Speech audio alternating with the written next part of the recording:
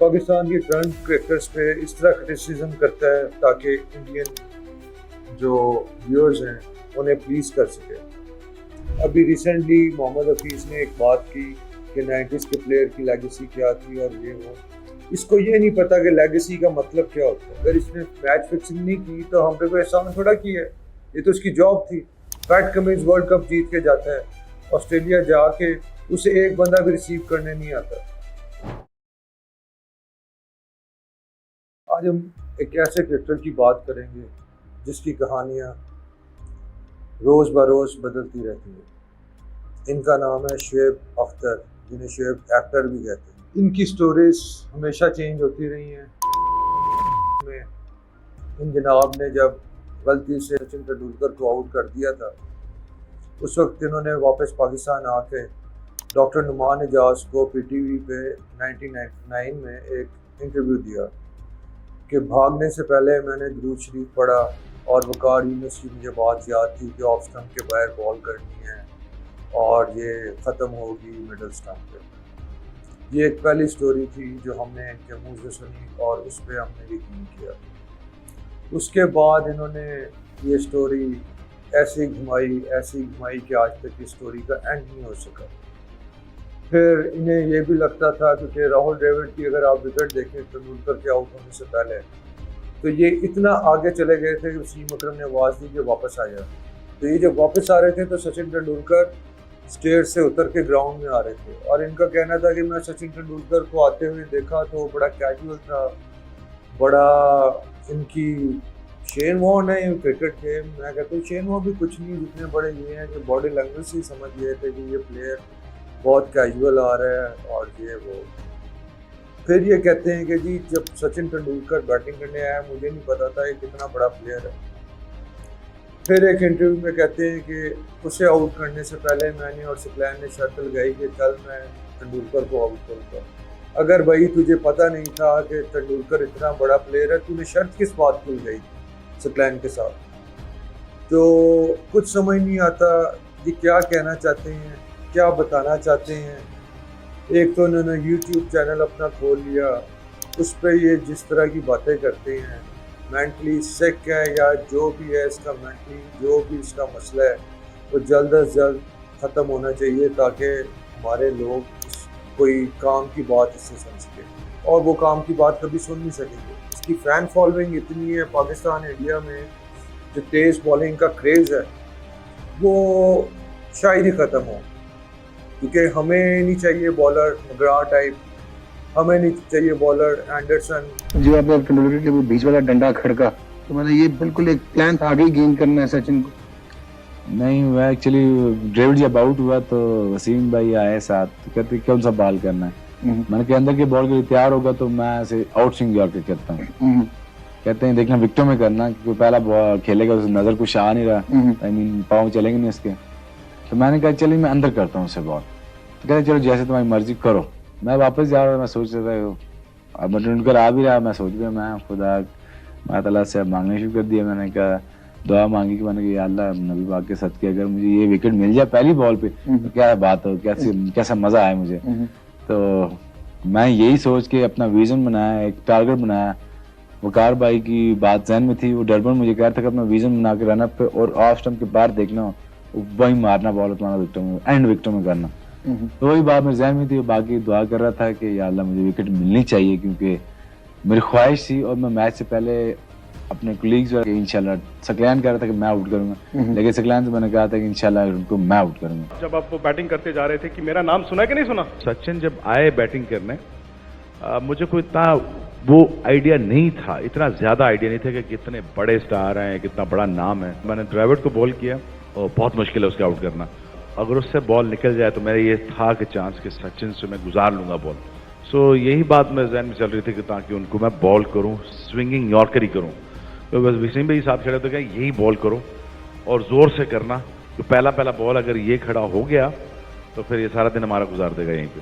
सो मुझे लगा वो थोड़े कैजुअल आ रहे हैं। तो बस लकीली आई थिंक जब आउट हुआ फिर मैंने जब क्राउड का रिएक्शन देखा तो मैं बिल्कुल स्टंड हो गया। 99 में जब आपने फर्स्ट बॉल आउट किया था सचिन को, ये कहानी सुनाई गई कि वसीम अकरम दौड़ते दौड़ते आप कहा कि फुल इनर करो। मुझे लगा कि सचिन केयरलेस आए अंदर, बहुत ज्यादा क्राउड बैक करता है, शोर करता है, तो मुझे नहीं लगा कि वो देख के आ रहे हैं कि क्या हो रहा है। क्योंकि फास्ट बॉलर जो है 140 से 45 तक जो होता है वो काफ़ी होता है। वसीम अकरम वगैरह इतनी तेज़ थे, वकार यूनिस थोड़ा ज़्यादा तेज़ थे। डेल स्टेन देख लें 140 पे बॉल कर रहा है, बट 135-40 पे बॉल कर रहा है, जहाँ उसने सरप्राइज करना होता था बैट्समैन को 145 पे मारता था। खैर चलें, ठीक है, अगर पाकिस्तानी और इंडियन लोग बॉलर की या स्कोर कार्ड नहीं देखते, बॉलर के फिगर्स नहीं देखते, बैट्समैन के स्कोर्स नहीं देखते, उसकी बजाय बॉलिंग मशीन पे इनकी नज़र होती है, तो उन्हें ये भी याद रखना चाहिए कि जेफ थॉम्सन एक बॉलर था जिसने मशीन लगी तो उसने बॉल की तो 160 समथिंग आया। इसी तरह एंडी रॉबर्ट्स थे, वकार यूनिस ने पता नहीं कितनी बॉल्स की कर दी होंगी 100 माइल्स पे, वो आज तक किसी को नहीं पता। तो ये एक वर्ल्ड रिकॉर्ड इन्होंने बनाया, नो डाउट एक ज़बरदस्त रिकॉर्ड था जो अभी तक नहीं टूटा। उस पर इनको हम अप्रिशिएट करते हैं, हमेशा अप्रिशिएट करते हैं, लेकिन उसका मतलब ये नहीं कि हम 24 घंटे इनकी रील्स देखें, क्योंकि पाकिस्तान इंडिया वही बात है, उनका क्रेज़ इस तरह का है कि आप उसे डिनाई नहीं कर सकते। इन जनाब के टोटल फर्स्ट क्लास मैचेस 133 हैं, जिनमें से 46 टेस्ट मैचेस हैं, वो निकालो तो 87 टेस्ट फर्स्ट क्लास मैचेस रह जाते हैं। और ये अब शुरू में तो कहते थे कि मेरे सीनियर जो थे वसीम वकार मेरे से जेलस थे, बदतमीज़ थे, फिक्सर्स थे, मुझे नहीं पता था क्या हो रहा है टीम में, क्या कौन बिका हुआ है, कौन क्या है। लेकिन ये उनके साथ मिलने के लिए, जैसे पता है कि अगर उनका नाम रहेगा तो मेरा भी कहीं कहीं नाम लिया जाएगा, क्योंकि कहीं भी दुनिया में मैच हो रहा होता है, रिवर्स स्विंग की बात होती है तो हमेशा वसीम वकार का नाम आ जाता है, और कोई कमेंटेटर या कोई बंदा इसका नाम भी ले लेता है साथ में। तो इसको अब ज़रूरत है उनके साथ जुड़ने की। अब वो ना बदतमीज़ रहे हैं, ना वो इससे जेलस होते हैं, ना वो फिक्सर रहे हैं। अभी रिसेंटली मोहम्मद हफीज़ ने एक बात की कि 90s के प्लेयर की लेगेसी क्या थी और ये वो। इसको ये नहीं पता कि लेगेसी का मतलब क्या होता है। लेगेसी का मतलब सिर्फ परफॉर्म करना नहीं होता। फिर इसने वकार वसीम के साथ मिलने के लिए भी एक इंटरव्यू में कहा कि मैं वसीम अकरम, वकार भाई, वसीम भाई, हम लोग हर सीजन 500 ओवर किया करते थे, और भाई तुम किन लोगों के साथ अपना नाम जोड़ रहे हो। फिर ये कहता है कि मैंने अपनी आंखों से वसीम वकार को 50-60 मैच ODIs जिताते हुए देखा है पाकिस्तान। मैं वसीम भाई, वकार भाई सीजन के 500 ओवर करते थे। ये लड़के आज के 500 ओवर कर सकते हैं? जैसे मेरा स्पेल खत्म होता था या वसीम भाई का खत्म होता है, वकार भाई खत्म था, वो और तेज खत्म होता। तो हम भी इधर ही थे, हमने तो नहीं देखा वसीम वकार ने 50-60 मैच 97 में जब इसने डेब्यू किया उससे लेके 2003 तक जिताए। 95 से लेके 2000 तक पाकिस्तान को ODI क्रिकेट अगर किसी ने जिताई है तो वो वसीम अकरम, मोइन खान, सतलैन मुश्ताक थे, और बीच में अजहर अब्दुल रज़ाक भी आ गया था एंड डेज में। और वकार यूनिस ने 2000 में जब मोइन खान कैप्टन थे उस वक्त कम बैक किया था अपने नए बॉलिंग एक्शन के साथ और बाकी मैच जिताए थे, लेकिन वो 50-60 नहीं थे मेरे भाई। एक किसी भी अच्छे बॉलर का जो बेंचमार्क होता है, जिन्हें हम लेजेंड्स कहते हैं, फास्ट बॉलर, उनकी कम से कम 300 विकेट होनी चाहिए, और इसकी 250 विकेट नहीं।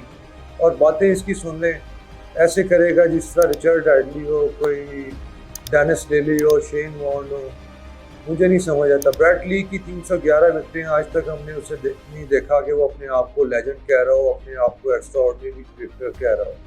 पाकिस्तान में इस बंदे की तारीफ इस तरह की जाती है कि जैसा भी था मैच फिक्सर नहीं था। तो मुझे बताएं इसकी जॉब क्या थी? पाकिस्तान के लिए खेलना, ईमानदारी से खेलना, दैट्स इट। अगर इसने मैच फिक्सिंग नहीं की तो हम पे कोई एहसान थोड़ा की है, ये तो उसकी जॉब थी। पैट कमिंस वर्ल्ड कप जीत के जाता है, ऑस्ट्रेलिया जाके उसे एक बंदा भी रिसीव करने नहीं आता, क्योंकि उन्हें पता ही इसकी जॉब है, इसे हमने इस काम के लिए रखा हुआ है, जीतना इनका काम है।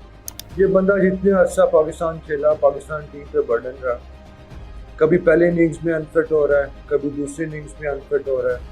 इसने जो काम अच्छा किया वो ये था कि इसके मीडिया में पाकिस्तानी स्पोर्ट्स जर्नलिस्ट के साथ बड़े अच्छे टर्म्स थे, जो इसकी तस्वीरें भी लगा देते थे, इसके बाल उड़ते हुए दिखा देते थे। हम लोग पाकिस्तानी, मैं तो नहीं, पाकिस्तानी जो ये लोग हैं ये बहुत इससे इम्प्रेस होते थे। फिर इन्होंने अपना यूट्यूब चैनल स्टार्ट किया और पाकिस्तानी क्रिकेटर्स पे क्रिटिसिज्म स्टार्ट किया।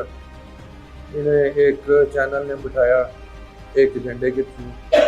जब पाकिस्तान टीम बहुत स्टेबल हो गई थी मैच फिक्सिंग के बाद, इन्होंने रोज़ाना बैठ के मुस्कुल हक की वो इन्होंने क्रिटिसिज्म की, लेकिन वो बेचारा चुप रहा, ये बोलता रहा और उसके बोलने का कोई फ़र्क नहीं पड़ा और मुस्कुल हक पाकिस्तान को नंबर 1 टीम पे ले गया। फिर आपने रिसेंटली एक वीडियो देखी होगी जिसमें ये अपना यूट्यूब चैनल पे एक वीडियो बना रहा है, लेजेंड्स लीग खेलने कहीं पहुंचे हुए थे जनाब, तो उसमें मुस्कुल हक इसके साथ है। इसे पता है कि मेरा चैनल है, उसमें इसने मुस्कुल हक को जो रिस्पेक्ट दी, तो उससे आप समझ जाएं कि ये अपने चैनल के लिए क्या कर रहा है और बाकी चैनल्स पे बैठ के दूसरों के एजेंडे के लिए क्या कर रहा है। तो पाकिस्तान के करंट क्रिकेटर्स पे इस तरह क्रिटिसिज्म करता है ताकि इंडियन जो व्यूअर्स हैं उन्हें प्लीज़ कर सके। पाकिस्तान का हारना इसके लिए सबसे बड़ा कॉन्टेंट है। वो कराची के 2 बंदे हैं, इफ़ी और एक और उसका नाम नहीं मुझे याद आ रहा, तो इसे उनके साथ टेरिस पे जाके बैठना चाहिए। वो टेरिस पे बैठ के वीडियोस बनाते हैं, तो ये उनके लेवल का बंदा है। जब तक पाकिस्तान हारेगा वो इसका कॉन्टेंट है, ये पाकिस्तानियों का मजाक उड़ाएगा और पाकिस्तान के डेस्परेट लोग इसकी वाह करते रहेंगे। फिर वापस आते हैं उसी बात पे कि इसकी स्टोरीज कैसे चेंज होती है। इसने एक स्टोरी सुनाई कि जी जब मैं क्रिकेटर नहीं था, मैं फ्री जूस पीने गन्ने की रेडी पे जाता होता था कि उससे बताता था कि मैं सुपरस्टार हूँ। उस भाई को बहुत जल्दी पता चल गया था, ये उससे फ्री के जूस पीता था। और फिर इसने एक शो में कहा जी जब मैं सुपरस्टार बन गया, गाड़ी में गया उसकी शॉप पे रेडी पे और जाके उससे कहा कि मुझे जूस पिलाओ, तो उसने कहा इस तरह नहीं पिलाऊंगा, तू करे मेरी हटे में बैठ के, वो जो स्टूल होता है उस पर बैठ के जूस पी। तो कहता मैं गाड़ी से उतरा और बैठ के मैंने जूस पिया। फिर अल्लाह की करनी ऐसी हुई कि सकलैन मुश्ताक जो पिंडी में इसका मतलब इसके साथ सारी क्रिकेट उन्होंने खेली है, बड़े रिस्पेक्टेबल आदमी हैं, तो सकलैन मुश्ताक पास बैठे थे, तो वही स्टोरी दोबारा चल पड़ी। तो सकलैन मुश्ताक ने कहा कि शेख तू भी तो एक बंदे से जूस पीता होता था, तो लेकिन जब तू टीम खेला तो उसकी डेथ हो गई। तो फ़ौरन इसने, मैं गन्ने वाले के पास गया, मैंने कहा मुझे ठंडा जूस पिला। मैंने कहा पैसे हैं? मैंने कहा पैसे नहीं। उन्होंने कहा फिर करेगा क्या? मैं क्या ठंडा गन्ने का जूस पिला, प्यास बहुत लगी है। तो याद है वो ठंडा बर्फ रखते थे नीचे, उसमें गन्ना डालते थे और जूस निकलता था ताज़ा, तो वो मुझे पीने में 2 गिलास होते थे। तो मैं 2 गिलास पिए। उसने कहा पैसे? मैंने कहा यार मेरी तरफ देख, तुझे स्टार नजर नहीं आ रहा? तो वो कहता है बात सुनो, ड्रामा मत करो, पैसे दो। मैंने कहा यार एक वादा करता हूँ तुझसे, मैं स्टार बन गया मैं तुझे गन्ने की मशीन लेके दूंगा, तो मेरे साथ अभी ये वादा कर ले। कहता है यार मुझे पागल मत बना, मेरा आगे बड़ा काम मसला है, घर चल नहीं रहा, so let me give you this 2 glass of गन्ना वाला juice for free, but tomorrow don't come. But I made sure I did come, so I did go there. Then मैं बन गया, मैं जब साथ जूस पिलाता रहा, जब मैं स्टार बन गया तो मैं फिर अपनी मर्सिडीज़ में आया। 99 की वर्ल्ड कप खेल रहा, पैसे पूसे बहुत आ गए थे, नाम बहुत हो गया था। फिर मैं आ गया सदर में आ गया, तो मैंने खिड़की नीचे करके पर्दा लगा हुआ था, तो मैंने उससे कहा इफ्तिखार मेरी बात सुनो, गन्ने का जूस पिलाओ जल्दी से। उन्होंने कहा सर आप तो बहुत रूड हैं, किस तरह बात कर रहे हैं? मैंने कहा जल्दी करो, टाइम नहीं है मेरे पास। सो उसको पता नहीं था कि मैं गाड़ी में बैठा हूँ। उसने दोस्त किया तो मैंने कहा तुम अंदर आ जाओ गाड़ी में। कहते यार नहीं आप छोड़े सर, आप बड़े आदमी हैं। तो मैं दरवाज़ा खोल के आया, मैंने कहा इफ्तिखार माशाल्लाह तो पहचाना मुझे, उससे 4 साल बाद मिला था। तो कहता तू आ गया, स्टार बन गया? मैं कहा हाँ स्टार बन गया। तो कहता है अब? मैंने कहा अब तू बता मैंने क्या करना है? मैं गन्ने की मशीन का वादा किया था, वो ले देता हूँ, घर ले देता हूँ, आपको पता ही मैं खुले दिल का आदमी हूँ। उन्होंने कहा यार बाकी चीज़ें सारी छोड़, वही काम कर जो तुमने उस पर किया था। मैंने कहा वो क्या है? मैंने कहा जैसे तू वहाँ बैठता था ना वो पेटियाँ लगा के मेरे साथ, आज वैसे ही बैठ। सदर पिंडी में एक जूस वाला था, वो बैंकरप्ट हो गया। पूरे जूस पिला पिला के। नहीं, वो शुएब भाई को पसंद आ गया। अच्छा थोड़ा सा जूस पी वो But you tried looking for him, but I think he passed away. ए पास कहता हाँ यार वो तो जैसे ही मैं इंटरनेशनल क्रिकेट खेला उसकी डेथ हो गई। आपने अगर कभी हंसना हो तो इसकी एक वीडियो है यूट्यूब पे, शमीना पीरज़ादा एक जो मासूम सी कोई एक्ट्रेस है, वो बेचारी इस मिथन के साथ बैठ के इसकी स्टोरी सुन रही है, हैरान हो रही है, परेशान हो रही है, ये इस तरह मैनिपुलेट कर रहा है बातों को, घोड़े की स्टोरियाँ सुना रहा है, टांगे में सोता था, ये करता था, वो करता था। वो सब बकवासें आप सुने, आपको इतनी हंसी आएगी, आपका मतलब दिन बन जाएगा।